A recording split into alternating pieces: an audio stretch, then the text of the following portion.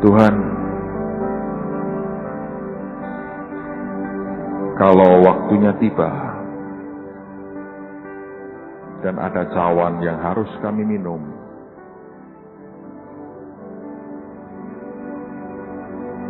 biar tidak ada yang memuntahkannya lagi.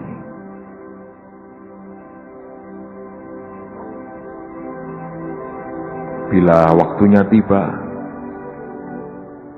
ada cawan yang kami harus minum,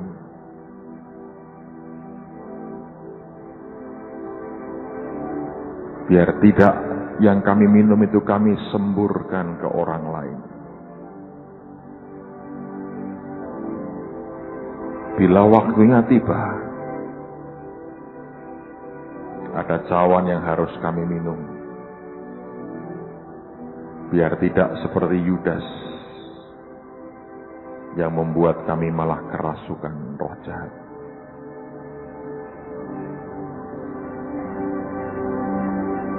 Dan petang hari ini biar kehendak-Mu yang jadi, sebab Engkau adil, Tuhan yang maha mengerti dan maha tahu. Hanya berikan anugerah kepada setiap kami, tahu dan bisa. Kalau memang Tuhan berikan cawan itu kepada kami, bukan kehendak kami, tapi kehendak-Mu yang jadi. Karena kami tahu kami tidak akan pernah dibawa ke tingkat selanjutnya, kecuali cawan itu kami minum, dan segala sesuatunya kami lewati dengan Engkau. Terima kasih untuk petang hari ini. Dan biar firman Tuhan akan mengajar kami lagi, menyiapkan hidup kami lebih lagi. Dan khususnya bukan hanya untuk menghadapi atau mengikuti acara akhir tahun nanti, tapi sungguh-sungguh kami ingin ya Tuhan, untuk selanjutnya kami hidup sesuai dengan apa yang Engkau mau. Mengerti jalan-jalan Tuhan, hidup bijaksana dalam takut dan gentar akan Tuhan. Terpujilah nama-Mu, dan kami ingin minta Roh-Mu yang kudus akan memberkati, mengurapi kami dengan hikmat, wahyu, dan pengertian. Dan biar kemuliaan hanya bagi Yesus Tuhan kami. Di dalam nama Tuhan Yesus, dan semua kita berkata, Amen. Silakan duduk saudara. Saya ingin melanjutkan apa yang minggu lalu sudah kita pelajari. Minggu lalu kita belajar tentang cover, tentang tudung.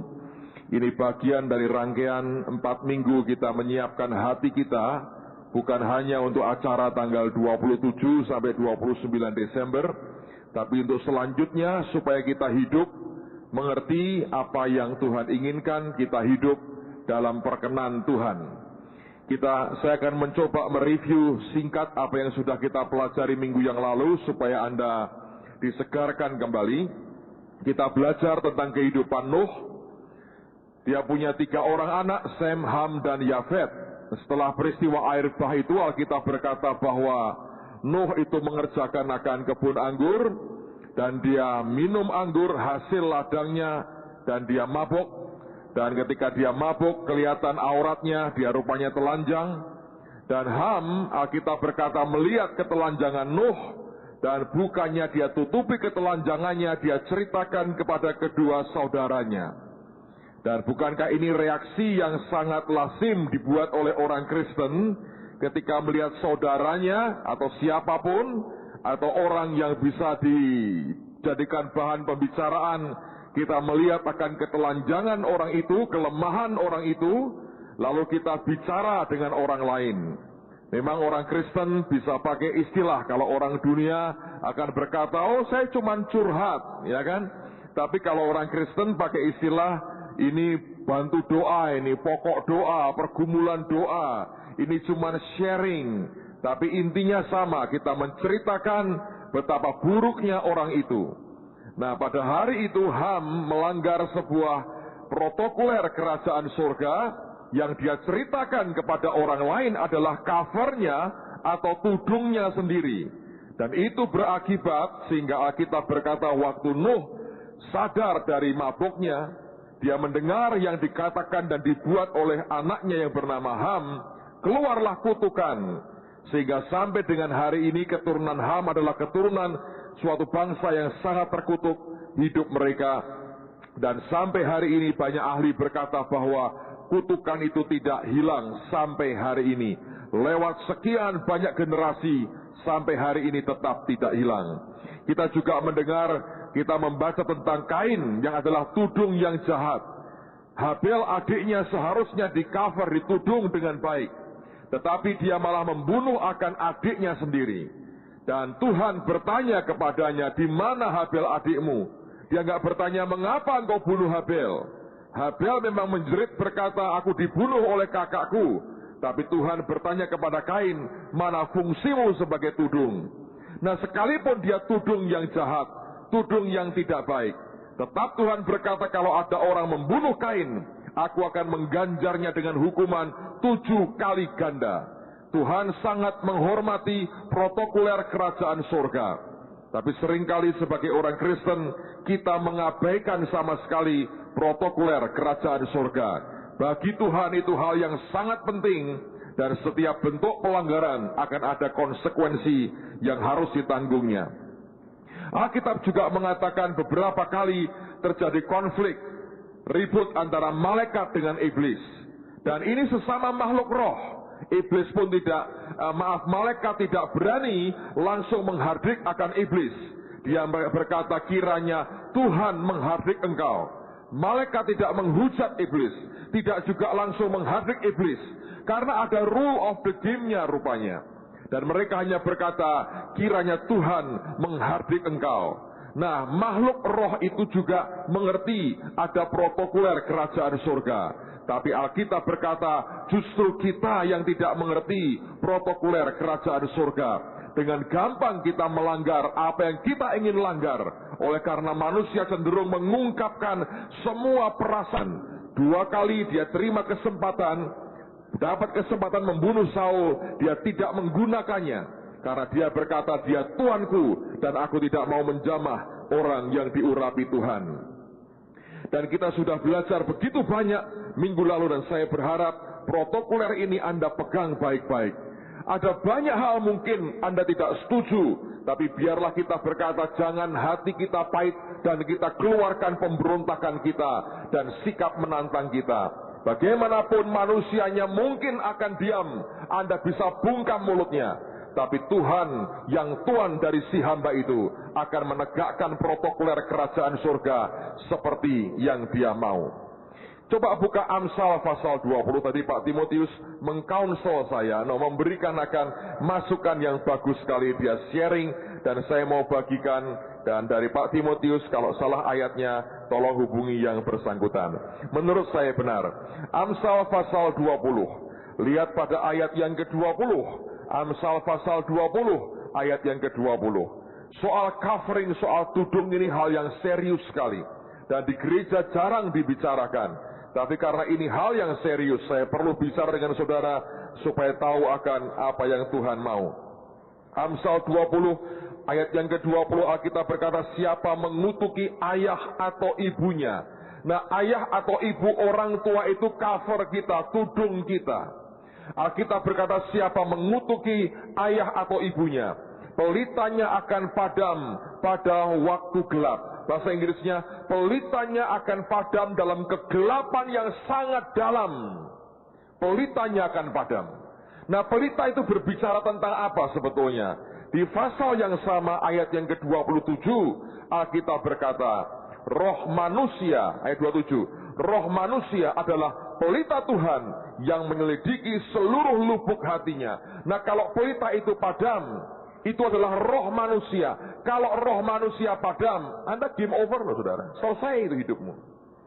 Kalau orang mengutuki orang tuanya, bagi Tuhan itu merupakan pelanggaran yang sangat serius sekali. Di perjanjian lama itu hukumannya mati. Dan saya berdoa kita semua bisa mengerti betapa serius sekali Tuhan melihat akan soal protokoler kerajaan surga diterapkan di tengah-tengah kita. Nah, hari ini saya akan menyambung dengan satu hal lagi. Ini juga hal yang sangat serius. Dan seringkali orang Kristen tidak mengerti akan hal ini. Saya beri tema pada malam hari ini adalah timbangan Tuhan atau neraca Tuhan. Anda pernah tahu timbangan, alat untuk mengukur berat. Dan rupanya Tuhan juga punya timbangan. Alat ukur beratnya sedang bekerja pada hari-hari ini. Nah, hari ini saya mau ajak kita mendalami akan hal ini karena ini juga penting sekali. Kita akan belajar bahwa segala sesuatu di dalam perhitungan Tuhan itu semua ada hitung-hitungannya. Allah menghitung segala sesuatunya. Dan lagi-lagi saya perhatikan orang Kristen tidak mengerti soal perhitungan Tuhan ini. Saya berdoa perhitungan Tuhan ini akan kita mengerti, lalu kita akan bertindak sangat bijaksana. Mulai hari ini yang engkau katakan, yang engkau ledakan, yang engkau tindakan, hitung dengan baik. Karena semuanya ada hitungan Tuhannya. Saya akan minta Pak Thomas membacakan buat kita. Mari buka 1 Petrus pasal yang ketiga. 1 Petrus pasal yang ketiga. Silakan Anda buka di perjanjian baru 1 Petrus pasal yang ketiga. Kalau Anda sudah jumpai 1 Petrus pasal 3, lihat ayat yang ke-19 dan ayat yang ke-20. Silakan Pak Thomas. Dan di dalam roh itu juga ia pergi memberitakan Injil kepada roh-roh yang di dalam penjara, yaitu kepada roh-roh mereka yang dahulu pada waktu Nuh tidak taat kepada Allah, ketika Allah tetap menanti dengan sabar waktu Nuh sedang mempersiapkan bahteranya, di mana hanya sedikit yaitu 8 orang yang diselamatkan oleh air bah itu. Alkitab berkata Allah itu menanti dengan sabar ketika Nuh menyelesaikan pembangunan bahtera. Ada banyak orang berkata berapa tahun bahteranya dibangun, tapi banyak orang berkata kurang lebih sekitar 100 tahun, ada yang berkata 120 tahun. Tapi itu merupakan suatu jangka pembangunan yang lama sekali. Dan itu Alkitab berkata Tuhan menunjukkan kesabarannya. Bagi kita seharusnya kesabaran Tuhan itu merupakan anugerah. Makin Tuhan sabar dengan kita, maka anugerahnya akan makin luar biasa. Kalau Tuhan makin nggak sabaran, sebetulnya waktu anugerah buat kita kan makin pendek. Tapi kasusnya Nuh kita belajar bahwa kesabaran Tuhan itu juga akhirnya bisa merupakan jerat bagi kita. Mengapa? Di dalam kenyataannya ketika ditunggu kurang lebih 100 tahun, yang akhirnya percaya bahkan tidak banyak, hanya Nuh dan keluarganya. Kenapa begitu? Anda bisa bayangkan. Ketika Nuh, Alkitab berkata, si proklamator Injil itu memberitakan kebenaran Tuhan, berkata, bumi akan dihancurkan Tuhan, dihukum Tuhan dengan air bah. Dia berteriak, dunia ini akan ditenggelamkan dengan air bah. Dia mulai membangun akan bahtera. Pada mulanya saya percaya, beberapa orang mestinya agak percaya karena berkata, Nuh ini orang benar, Nuh bergaul dengan Tuhan, dia seorang nabi, dia seorang hamba Tuhan. Tapi mereka menantikan tanda-tanda akan terjadinya air bah. Kalau setahun, 2 tahun, 3 tahun, 5 tahun, 10 tahun, mereka menunggu tiap kali Nuh berbicara yang sama. Bumi akan ditenggelamkan oleh air bah. Tapi 10 tahun, 20 tahun, 30 tahun tidak terjadi. Mana ada orang mau percaya? Mereka berkata, mana buktinya? Hujan lebat nggak pernah, air sungai meluap nggak pernah, lautan meluap nggak pernah, semuanya serba normal, nggak terjadi apa-apa. Mana mungkin dia berkata benar? Nah, mereka tidak menyadari bahwa Tuhan tidak segera melakukannya karena kesabarannya muncul bagi mereka. Ditunggu Tuhan sampai mereka berkata, aku mau bertobat, aku mau masuk bahtera, atau aku bangun bahtera sendiri. Tapi rupanya 100 tahun lebih ditunggu Tuhan dan tidak ada kabar apapun, nggak ada tanda sama sekali. Akibatnya tidak ada satu orang pun yang percaya kecuali Nuh dan keluarganya. Kesabaran Tuhan bisa menghasilkan jerat bagi kita kadang-kadang. Karena kita akan bertanya, mana buktinya? Tanpa tanda sama sekali. Mana buktinya? Semuanya akan terjadi. Tapi sisi lain saya mau katakan kepada saudara, inilah yang namanya keadilan Tuhan. Nah, dengarkan baik-baik, ini poin saya pada malam hari ini. Mengapa Tuhan menunggu begitu lama? Satu, karena kesabarannya. Tapi ada poin lain yang penting, mengapa Tuhan menunggu begitu lama sebelum air bah menghukum dunia ini? Karena rupanya begini saudara, untuk sebuah tingkat hukuman tertentu, perhatikan ya, untuk sebuah tingkat hukuman tertentu, itu sebetulnya diharuskan bagi Tuhan untuk menanti tingkat dosa tertentu pula. Untuk sebuah hukuman yang begitu berat, itu harus dan hanya jatuh pada tingkat akumulasi penumpukan dosa yang juga begitu berat sehingga layak dihukum begitu berat. Nah, untuk menghukum seluruh dunia, maka perhitungan akumulasi penjumlahan dari dosa, penumpukan dosa harus sebegitu berat. Sehingga dalam keadilannya dia berkata, karena begitu beratnya, maka hukuman seperti ini layak mereka terima. Nah saudara, itu kenyataan yang tidak banyak orang Kristen pahami. Tuhan kalau bertindak, semuanya ada perhitungannya. Tuhan kalau bertindak tidak ngawur. Dia bukan Tuhan yang asal emosional. Ya, kadang-kadang dia keluar bad moodnya. Tapi semuanya ada perhitungan Tuhan yang sempurna dan adil adanya. Untuk satu orang dihukum dengan hukuman tertentu, itu biasanya dia tunggu sampai tingkat akumulasi penjumlahan dosanya mencapai level tertentu pula. Hukuman seberat apapun yang dia mau jatuhkan, semua dalam kerangka keadilan Tuhan. Itu oleh karena penumpukan dosa orang, atau kota, atau negara, atau dunia sudah mencapai standar titik tertentu yang dia berkata, di level ini hukumannya harus seperti ini. Itu Tuhan. Lalu orang bertanya, Pak, itu kan kesimpulan Bapak. Di mana ayatnya? Itu pertanyaan bagus kalau ada pertanyaan seperti itu.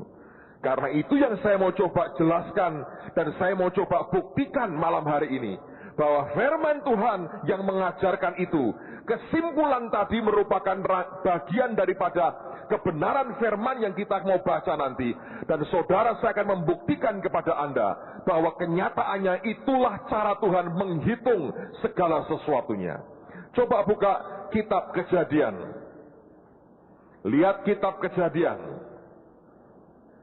Kalau sudah ketemu Kejadian, saya akan bolak-balik perjanjian lama, perjanjian baru hari ini supaya saudara terampil dan canggih membuka Alkitab. Kitab Kejadian ketemu pasal 15. Kejadian pasal yang ke-15. Kalau Anda dapatkan Kejadian 15, sekarang lihat pada ayat yang ke-16. Kejadian 15 ayat yang ke-16. Silakan Pak Thomas. Tetapi keturunan yang keempat akan kembali ke sini, sebab sebelum itu kedurjanaan orang Amori itu belum genap. Dan saya mau cerita backgroundnya. Suatu hari Abraham terima penglihatan pernyataan dari Tuhan.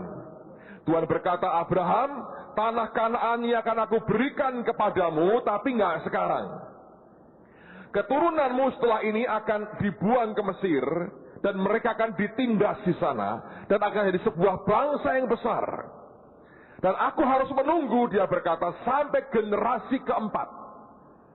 Setelah generasi keempat, maka mereka akan kembali ke sini, dan tanah Kanaan yang dikuasai orang Amori itu akan aku berikan kepada keturunanmu. Tapi nanti generasi keempatmu, bukan kamu, bukan anakmu, bukan cucumu, tapi generasi yang keempat. Sebab, dia berkata, kedurjanaan orang Amori sekarang ini belum genap. Artinya begini, Tuhan mau berkata, Abraham, ini orang Amori di tanah Kanaan akan aku hukum. Aku akan habisi mereka, aku akan binasakan mereka. Tapi aku nggak bisa lakukan sekarang, nggak bisa Abraham. Kenapa? Tingkat dosanya belum memadai untuk dibinasakan semua. Itu namanya keadilan Tuhan. Jadi aku harus tunggu. Biar ditutup-tutup dosane, aku biarin dulu dah. Sampai ditambahi terus mereka nambahi dosa. Nanti Tuhan berkata, dalam perhitunganku, dalam kemahatauanku, angkatan keempat dari keturunanmu pas waktunya dengan level dosanya mereka. Nah, kalau mereka sudah mentok dosanya, mencapai titik yang layak dibinasakan semua, aku cabut dari Mesir, aku bawa masuk untuk membinasakan orang Amori. Itu cara ngitung Tuhan. Jadi saya beritahu saudara, sebuah bangsa dihitung, pribadi-pribadi juga dihitung, kota dihitung, negara juga dihitung, dunia dihitung, hidupmu juga dihitung Tuhan, saudara. Semua yang kita lakukan, dia berkata, bertobat. Kalau kita bukan tipe orang yang gampang bertobat, bantah terus, ribut terus, saudara, dalam kesombongan, ya boleh, silahkan. Tapi artinya penumpukanmu akan bertambah loh. Ya kan? Nanti di titik tertentu dia berkata, nah ini layak dihukum nih. Karena setiap orang dia berkata, kalau ini terus begini, ini punishment-nya, ini hukumannya. Tapi Tuhan tetap tidak semena-mena. Dia punya yang namanya keadilan. Orang Amori dia berkata, nggak bisa sekarang Abraham. Karena kedurjanaannya belum genap. Aku mesti nunggu sampai mentok dosanya, genap jumlah dosanya, baru aku pakai anak cucumu membinasakan mereka. Itu cara hitung-hitungan Tuhan. Saya buktikan lagi dengan beberapa ayat. 1 Tesalonika. Silakan dibuka 1 Tesalonika. Perjanjian baru lagi. Pasalnya yang kedua. 1 Tesalonika pasal yang kedua. Sudah ketemu pasal 2? Kalau sudah ketemu pasal 2, lihat pada ayat yang ke-16 sekarang. Karena mereka mau menghalang-halangi kami memberitakan firman kepada bangsa-bangsa lain untuk keselamatan mereka. Demikianlah mereka terus-menerus menambah dosa mereka sampai genap jumlahnya. Dan sekarang murka telah menimpa mereka sepenuh-penuhnya. Alkitab berkata mereka terus menambahi jumlah dosa mereka sampai genap. Lalu murka menimpa mereka. Jadi kalau ada orang ya, Anda berkata, Pak, orang itu jahat. Kok hidupnya enak? Enggak, sedang dihitung Tuhan sebetulnya. Kalau Anda cukup panjang umur dan cukup sabar, pada ujungnya kalau dia nggak bertobat, Anda akan lihat punishment akan datang. Kalau bertobat, Pak, ya diampuni. Kalau gitu kan enak, Pak. Ya memang. Tapi saya beritahu ya, untuk orang bisa bertobat saja, itu anugerah. Iya tak? Anda kalau mengalami problem ya, perhatiin. Ya karena si Asib. Aku ini kan karena ini. Susah untuk orang bertobat. Dibuka hatinya, dibongkar. Kamu itu hatimu seperti ini loh. Ngerti itu saja. Susah. Dibuka kasarnya nih. Dicetok nih. Gitu. Tetap. Apa ya? Nggak tahu.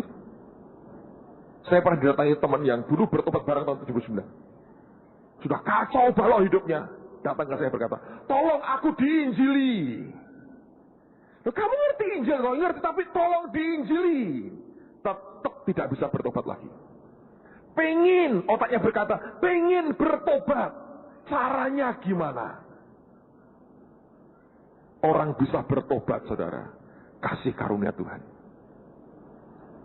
Paulus berkata, ada orang yang terus sampai genap dosanya. Sampai genap. Lalu murkanya akan jatuh. Hidup kita itu semua di depan Tuhan ada hitung-hitungannya, saudara. Dan semua itu dihitung Tuhan. Dihitung, saudara. Jadi suami istri atau keluarga saling mengingatkan. Dihitung loh, mah, dihitung. Oh iya, bertobat. Bagus, saudara. Dihitung loh. dihitung katanya. Ingatkan aja saudara, hitungannya ada. Nanti aku bertobat, nanti 2 tahun lagi. Nggak bisa. Pertobatan itu bukan barang mainan saudara. Itu anugerah Tuhan. Kalau orang bisa tiap kali gampang hancur hati bertobat balik ke Tuhan, itu anugerah saudara. Sungguhan. Anda boleh ngerti ayatnya, Anda boleh baca apapun. Kalau bukan karena pekerjaan roh dalam hidupmu, dan anugerahmu turun, dan engkau merendah di depan Tuhan, untuk orang bertobat itu susahnya luar biasa. Lagi ya, supaya mantap semua ada hitung-hitungannya. Bilangan pasal 14, balik lagi perjanjian lama. Bilangan pasal 14. Ada yang protes, Pak, mau urut Pak, kejadian gitu lah. Nanti kalau Anda jadi pendeta, boleh urut. Nah, karena hari ini pendetanya saya, jadi saya bolak-balik memang. Bukan sengaja, saudara. Waktu saya belajar memang lompat-lompat begitu yang saya ingat. Jadi makanya harus begitu ya. Bilangan 14, bilangan pasal 14. Sudah ketemu 14? Kalau sudah ketemu 14, ayat yang ke-22 dan ayat yang ke-23. Bilangan 14, 22, 23. Silakan Pak Thomas. Semua orang yang telah melihat kemuliaanku dan tanda-tanda mujizat yang kuperbuat di Mesir dan di padang gurun, namun telah 10 kali mencobai aku dan tidak mau mendengarkan suaraku, pastilah tidak akan melihat negeri yang kujanjikan dengan bersumpah kepada nenek moyang mereka. Semua yang menista aku ini tidak akan melihatnya. Tuhan berkata begini, yang mencobai aku, menista aku 10 kali, tidak bisa masuk Kanaan. Tapi ngomongnya 10 kali itu bukan di depan, bukan. Tidak pernah ya di awal dikumpulkan semua, hei orang Israel, yang ngomel mencobai Tuhan, peng 10, kartu merah. Nggak ada itu. Di depan nggak ada pembicaraan sama sekali. Dia berkata, jalan. Dan itu mereka jalan, Anda tahu, 40 tahun loh saudara. Lama itu 40 tahun. Saya sudah 40 tahun lebih sedikit. Pak Tim lebih lagi sedikit dari saya. Pak Tim ini kelihatannya masih muda, tapi sebetulnya dia sudah cukup matang dan bijaksana Pak ya. Kacamatanya aja seperti pemikir ulung menurut saya. Tadi saya bergurau, wah ini kacamatanya, waduh pemikir ulung bener. Pak Adian menjuluki sebagai the master of the prophet ya Pak ya. Jagoan soal Amsal, jagoan banget. Kalau apapun tanya beliau, Amsal 1 ayat 7 juga akan keluar kayak Ari Wibowo. 40 tahun itu lama loh saudara. 40 tahun itu lama. 40 tahun. Dan 40 tahun hanya batasannya mencobai Tuhan 10 kali. Nggak masuk. Saudara bisa bayangin, kita ini setahun aja 100 kali aja sudah mending mencobai Tuhannya. Ngomelnya, nggak percayanya, berontaknya, mempertanyakan Tuhan. Tapi Tuhan nggak ngomong di depan tuh. Tiba-tiba, dia berkata, hitunganku 10 kali. Jangan dipikir dia nggak nyatet itu, nyatet tuh saudara. Makanya dengar firman nyatet, karena Tuhan juga suka nyatet saudara. Perlu nyatet saudara. Memori kita terbatas. Semua ada hitungannya. Semua ada hitungannya. Jadi yang suka ngomel, menggerutu, kepahitan, sakit hati, ingat loh, dicatat tuh saudara. Demikian juga dengan jasa kita, dengan penderitaan kita, ketidakadilan yang kita terima, itu ada semua rekornya. Coba lihat Kejadian pasal 31. Kejadian pasal 31. Tentang Yakub dan Laban. Yakub 20 tahun ikut Laban. 14 tahun ikut untuk cari istri. 6 tahun ikut untuk mendapatkan kekayaan. Dan diperlakukan tidak adil oleh pamannya. Kejadian 31 ayat 38 sampai 42. Selama 20 tahun ini aku bersama-sama dengan engkau. Domba dan kambing betinamu tidak pernah keguguran, dan jantan dari kambing dombamu tidak pernah kumakan. Yang diterkam oleh binatang buas tidak pernah kubawa kepadamu. Aku sendiri yang menggantinya. Yang dicuri orang baik waktu siang baik waktu malam selalu engkau tuntut daripadaku. Aku dimakan panas hari waktu siang dan kedinginan waktu malam, dan mataku jauh daripada tertidur. Selama 20 tahun ini aku di rumahmu. Aku telah bekerja padamu 14 tahun lamanya untuk mendapat kedua anakmu, dan 6 tahun untuk mendapat ternakmu, dan engkau telah 10 kali mengubah upahku. Seandainya Allah ayahku, Allah Abraham dan yang disegani oleh Ishak tidak menyertai aku, tentulah engkau sekarang membiarkan aku pergi dengan tangan hamba. Tetapi kesengsaraanku dan jerih payahku telah diperhatikan Allah, dan ia telah menjatuhkan putusan tadi malam. Dia berkata 10 kali kamu ngubah upahku. Hebat. Yakub itu ngitung, saudara. Gila, gua kerja 20 tahun. 14 tahun dapat anaknya 2. Ditipu lagi. 6 tahun dapat begini. Dan dia berkata semua nih. Dia hitung semua. Dan dia berkata 10 kali kamu ganti sistem gaji diganti 10 kali. Cara begini, untung Yakobnya. Ganti lagi sampai 10 kali. Dan semua diperhatikan Tuhan. Di sampai tingkat tertentu dia berkata, tadi malam Tuhan membuat keputusan. Bam! Dia berkata, keluar. Nah, ketika Tuhan berkata, aku putuskan Yakub keluar dari Laban. Ketika dia keluar, Laban mau mengejar, Tuhannya pasang badan, saudara. Backingannya Tuhan, dia berkata, awas lu ya, Ban. Jangan kamu kata-kata itu. Diperingatkan. Jangan kamu katai Yakub. Kepitas loh. Labannya ngomong, aku bisa berbuat apapun kepadamu Yakub. Tapi tadi malam Allah ayahmu datengin aku. Dan berkata, jangan katakan kata-katai apapun kepada Yakub. Saudara bisa bayangin. Protokoler raja, Laban yang tidak percaya. Ngerti kok saudara. Dan Tuhan berkata, aku sudah putuskan. Potong, kamu berdikari sendiri. Dan diberkati Tuhan. Semua ada hitungannya, saudara. Sampai kemudian Tuhan buat keputusan, semua karena ada hitungannya. Tapi anak-anak Tuhan gak ngerti ini. Dipikir jalan seperti dunianya sendiri. Tanpa peduli perasaan Tuhan dan kepentingan kerajaan surga. Dan ini yang menyedihkan sekali. Ingat, semua ada hitung-hitungannya. Lukas 13. Lukas pasal 13. Injil Lukas pasal 13. Setelah ketemu 13, lihat ayat yang ke-6 sampai dengan ayat yang ke-9. Lukas 13 ayat 6 sampai dengan ayat yang ke-9.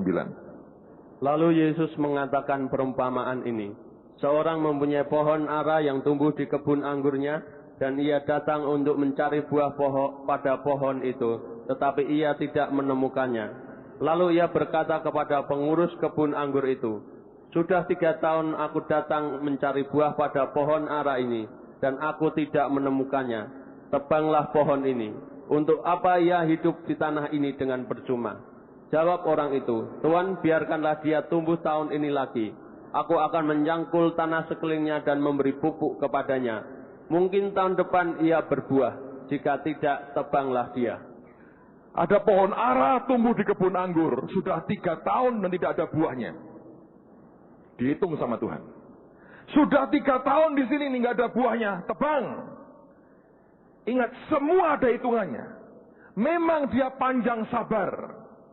Tapi bukan kekal sabar, saudara. Dia panjang. Nah, kata panjang artinya ada awalnya, ada akhirnya. Ada keadilan Tuhan yang menghitung segala sesuatunya. Untung pengurusnya berkata, tahan dong setahun lagi. Saya garap deh sekitarnya. Tetap kalau nggak bisa, tahun depan silakan ditebang. Semuanya ada hitungannya. Waktu hidup kita semuanya ini terbuang berapa lama, semua ada hitungannya. Saya berdoa kita waspada dan bijaksana dengan hidup kita, saudara. Karena semua ada hitung-hitungannya. Dan saya harap dengan ini, kita ini akan hidup makin takut akan Tuhan. Sebab semua itu dari Dia, saudara. Amen. Lihat yang ini. Daniel pasal 5. Ini Anda harus ngerti betul. Daniel pasal 5. Kitab Daniel pasal 5. Ini cerita yang menarik. Dan dari sinilah tadi topik saya tentang timbangan Tuhan itu ada. Daniel pasal 5. Ayat yang pertama sampai dengan ayat yang kelima. Daniel 5 ayat pertama sampai dengan ayat yang kelima. Raja Belsasar mengadakan perjamuan yang besar untuk para pembesarnya, 1.000 orang jumlahnya. Dan di hadapan 1.000 orang itu ia minum-minum anggur.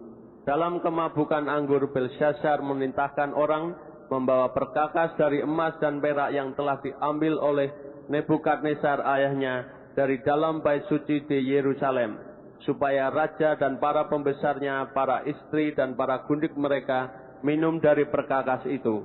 Kemudian dibawalah perkakas dari emas dan perak itu yang diambil dari dalam bait suci rumah Allah di Yerusalem.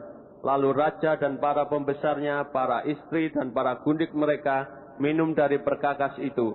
Mereka minum anggur dan memuji-muji dewa-dewa dari emas dan perak, tembaga, besi, kayu, dan batu. Pada waktu itu juga tampaklah jari-jari tangan manusia menulis pada kapur dinding istana raja di depan kaki Dian. Lalu dan raja melihat punggung tangan yang sedang menulis itu. Lompat ke ayat 18 sampai dengan ayat yang ke-30.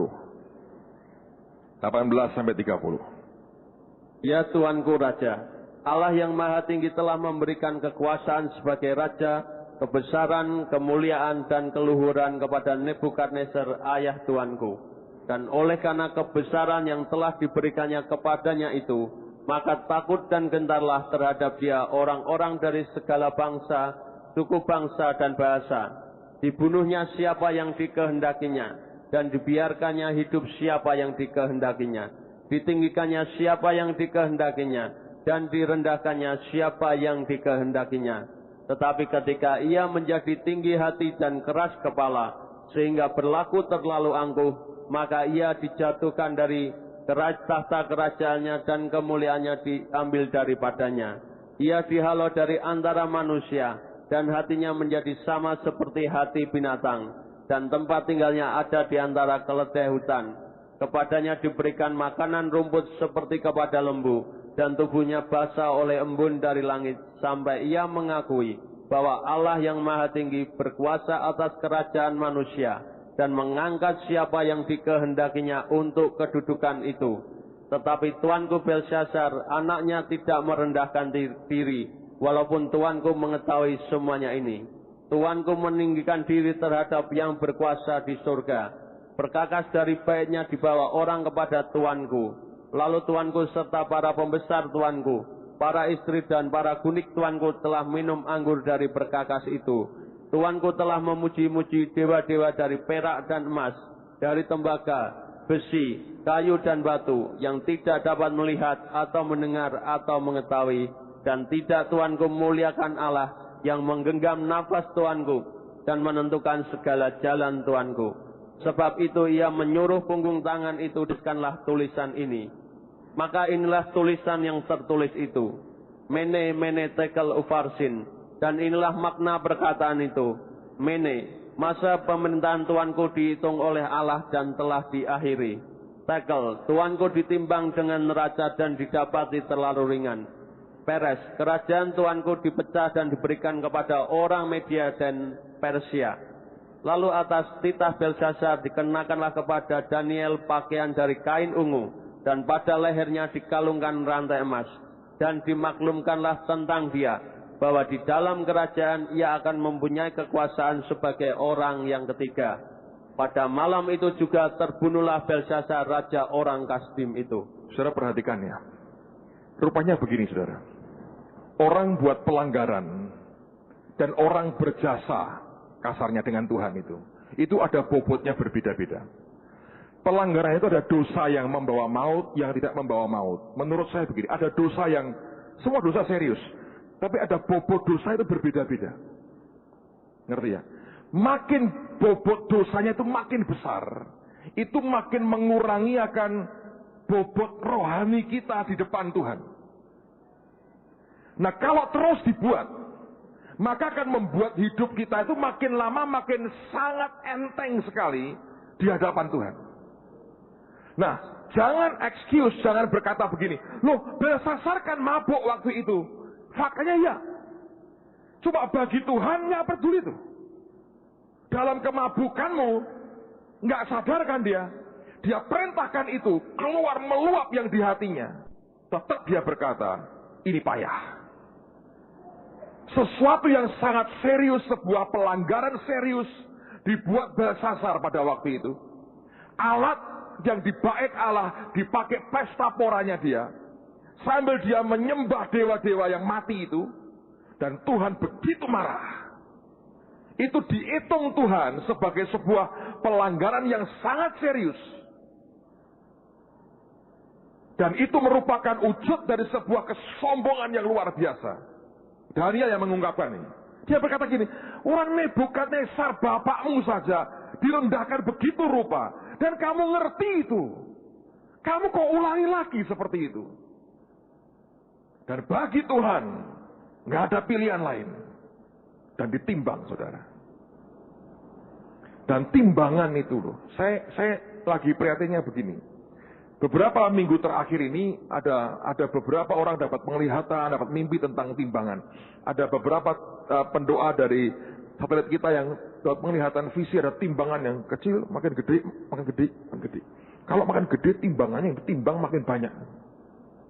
Ada yang terima pernyataan Tuhan bahwa hari-hari ini timbangan Tuhan sedang jalan. Lisia istrinya Pak Hengki itu dapat mimpi. Mimpinya sih bagus buat dia, saudara. Tapi itu serius buat semua kita. Dia kan bobotnya katanya 59 kilo badannya dia. Dalam mimpi itu ditimbang, sampai kaget dia terbangun karena dalam timbangan itu bobotnya 70 kilo. Saya berkata bagus, artinya bobot dalammu lebih berbobot lebih kuat daripada manusia luarmu. Itu bagus, saudara. Ditimbang dan berkata oke. Nah, Belsasar ini ngalami, dikatakan masa pemerintahannya dihitung Tuhan dan diakhiri. Mengapa diakhiri? Karena dikatakan kamu ditimbang oleh neraca, dengan neraca, dan didapati terlalu ringan. Tadi pagi saya berikan ilustrasi begini. Hidup kita ini seperti tepungnya martabak. Siapa yang pernah makan martabak? Martabak Malabar, angkat tangan tinggi-tinggi yang suka makan martabak. Nah, gitu loh, saudara. Oh, nggak dosa kok. Kalau anda lihat orang buat martabak kan begini kan, ambil tepung, ya kan? Terus diapain, saudara? Dibanting dulu ke mejanya gitu ya. Banting begini, terus dibuat apa? Dibanting-banting kan, supaya apa nih? Supaya melar, ya kan? Setelah melar cukup, taruh di penggorengan. Kan gitu kan? Baru isinya yang ada berambangnya yang buat saya. Itu kayak makanan Mesir semuanya, saya tidak suka, najis buat saya. Karena saya nggak suka, saudara. Dimasukkan semua itu, digoreng, dan Anda makan dengan enaknya luar biasa, kata orang. Nah, kalau tepungmu memadai, dibuat melar begitu bisa, dibuat gede bisa, oke, bagus. Tapi kalau tepungnya seupil kecil begini, Anda banting, Anda, istilah kasarnya, dipletrek-pletrek seperti apa, nggak bisa dong. Anda masukkan ke penggorengan, itu langsung gosong, hilang aja. Nah, ini masalahnya nih. Kalau hari ini engkau ditimbang Tuhan, wah apalagi diet Pak saya, itu bukan badanmu ini, saudara. Tapi yang di dalam ini loh, enteng atau berisi. Nah, hidup kita ini seringkali gede kelihatannya, kayak balon. Cuman angin isinya, saudara. Ini yang gawat. Lalu kita ini dengan semena-mena membuat begitu banyak hal yang membuat Tuhan itu sangat sakit hati. Nah, makin gede pelanggarannya mengurangi berat rohani kita ini. Nah, kalau ditimbang gawat, saudara. Tiba-tiba dia berkata, mene tekel ufarsin, mateng. Nah, saya memang percaya itu, bahwa hari-hari ini timbangan Tuhan sedang jalan sebetulnya. Karena waktunya sudah sangat singkat. Tidak bisa kalau Anda tidak mampu hidup di akhir zaman, dipertahankan, itu akan berat sekali.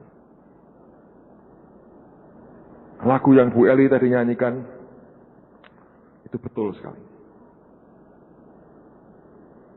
Mestinya untuk orang berbobot itu ada cawan yang harus diminum. Kalau Anda minum yang disodorkan Tuhan, luar biasa. Tapi seringkali begini,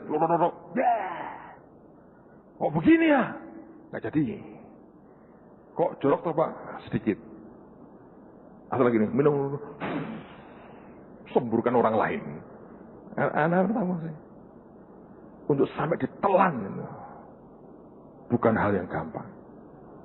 Tapi ada yang juga ngelan itu. Yudas. Malah kerasukan. Bukan hal yang mudah kau saudara. Bukan hal yang mudah. Saya berdoa nih, Tuhan akan jadikan kita sebagai orang-orang yang ketika ditimbang, dia berkata, bagus. Naik tingkat. Heavyweight. Ya toh, kelas berat. Jangan kelas layang terus atau kelas bulu, saudara. Enteng nak karu-karuan kelas bulu itu melayang-layang kelas bulu. Mulu buat tinju. Mukul cuma geli aja kelas bulu kan, saudara. Tapi kalau kelas berat, bam, luar biasa. Saya berdoa kita serius. Mulai hari-hari ini, apapun yang kita lakukan, yang kita buat, hitung dengan baik. Ini mengurangi tidak? Atau malah menambah ketika timbangannya turun dalam hidup kita. Semua ada hitung-hitungannya. Ada dosa-dosa yang sangat fatal di hadapan Tuhan. Ada dosa yang sampai membuat Tuhan sakit hati. Dan itu fatal betul, saudara. Coba lihat, 2 ayat kita selesai. 2 Raja-Raja, pasal yang ke-23. 2 Raja-Raja 23.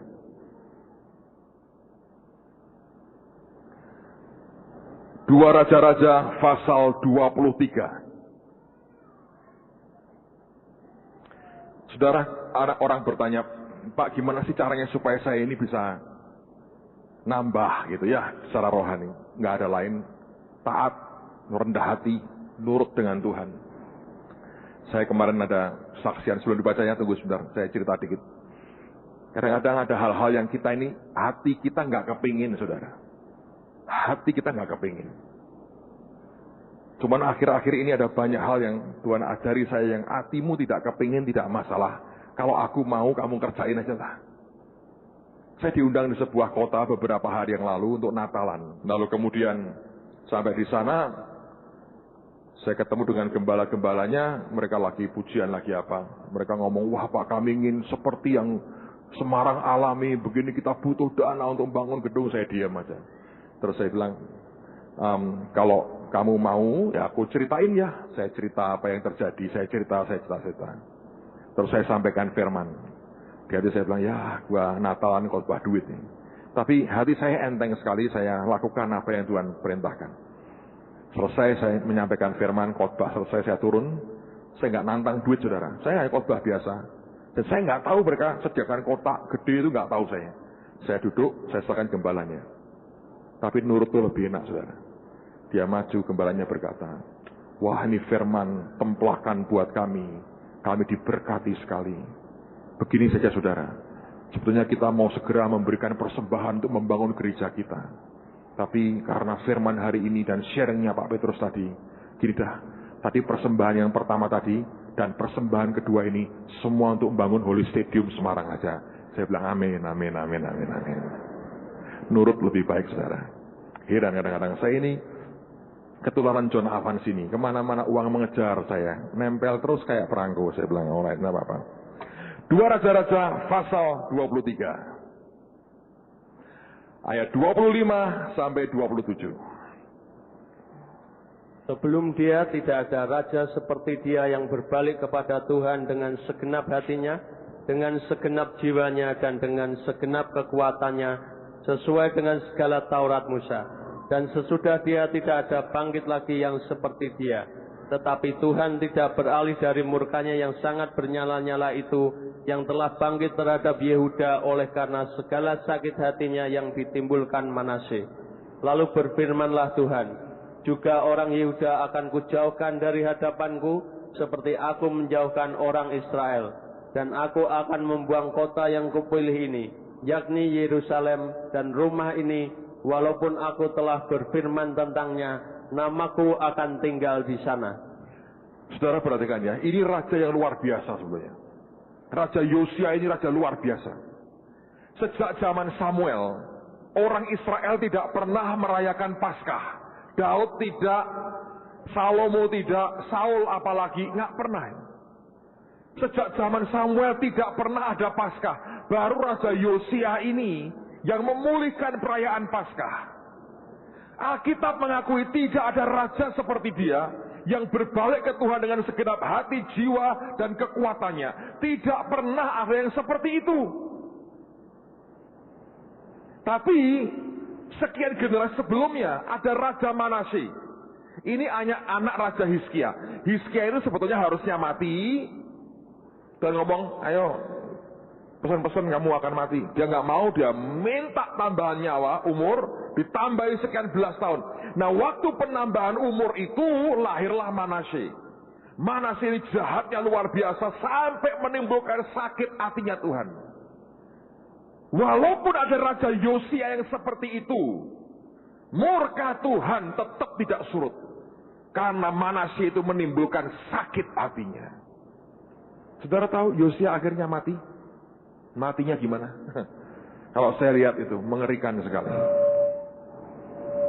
Ada seorang Firaun bernama Neko yang mau menyerang sebuah negara lain, tapi untuk menyerang ke situ harus melintasi wilayah Raja Yehuda. Yosia merasa, kamu kok masuk wilayahku, dihadang dengan pasukannya. Dan Firaun ngomong begini, Yosia, aku tidak berperang dengan engkau. Tuhan menyuruh aku menghukum raja itu, engkau nyingkir. Nanti kamu melawan Tuhan loh. Tapi siapa yang bisa percaya seorang Firaun dipakai Tuhan? Wong nyembahnya dewa matahari. Firaun kan nyembahnya Ra, dewa matahari. Tidak menyembah Allah Yehova. Tapi Neko berkata, Tuhan nyuruh aku menghukum mereka. Kamu nyingkir, aku gak perang dengan kamu.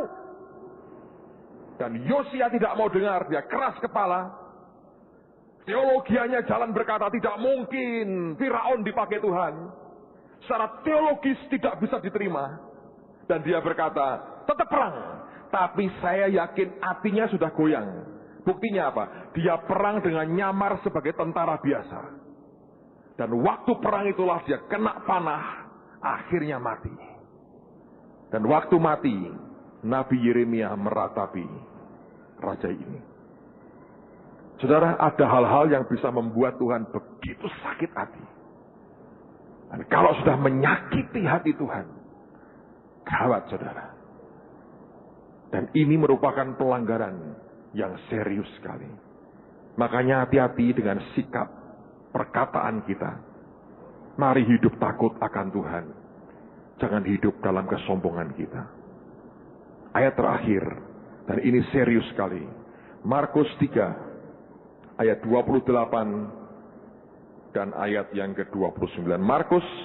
Injil Markus, pasal yang ketiga. Anda buka dulu Markus 3. Sebelum kita selesai, Markus 3. Dan inilah warning yang saya mau sampaikan buat Anda, khususnya untuk acara Desember nanti. Tapi untuk seterusnya Anda pegang baik-baik ini. Markus 3, ayat 28 dan ayat yang ke-29 dulu. Silakan Pak Thomas. Aku berkata kepadamu, sesungguhnya semua dosa dan hujat anak-anak manusia akan diampuni.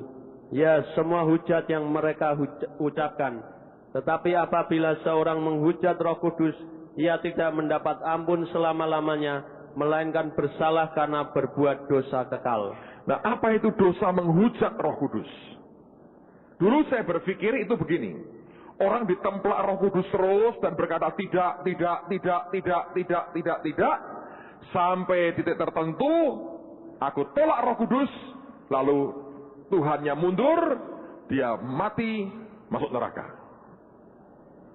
Tapi sebetulnya ayat ini tidak perlu ditafsir, saudara. Karena jelas. Saya baca ya, ayat 29. Tetapi apabila seorang menghujat Roh Kudus, ia tidak mendapat ampun selama-lamanya, melainkan bersalah karena berbuat dosa kekal. Ayat 30 penjelasannya. Ia berkata demikian, Yesus ngomong begitu karena apa? Mereka katakan bahwa ia kerasukan roh jahat. Yesus lagi bicara, melayani, dipakai Tuhan. Roh Tuhan mengurapi dia. Ada kelompok orang-orang yang merasa insecure. Mereka ahli Taurat, orang Farisi, para imam yang tidak aman dengan Yesus, yang tersaingi dengan Yesus, yang lahannya seperti diambil Yesus. Dalam jealousy-nya, kecemburuan, irinya, kemarahan, kebenciannya, mereka mengabaikan kesaksian roh mereka. Mereka berkata, kerasukan ini. Dan Tuhan berkata, karena itu dia berkata, kamu menghujat Roh Kudus, dosa kekal. Nanti mungkin di akhir tahun, ada banyak hal yang Anda tidak mengerti. Karena Alkitab berkata ada banyak hal yang tersembunyi dari Allah. Saya berani berkata, tidak ada satu hamba Tuhan pun di muka bumi ini yang kenal Tuhan 100%.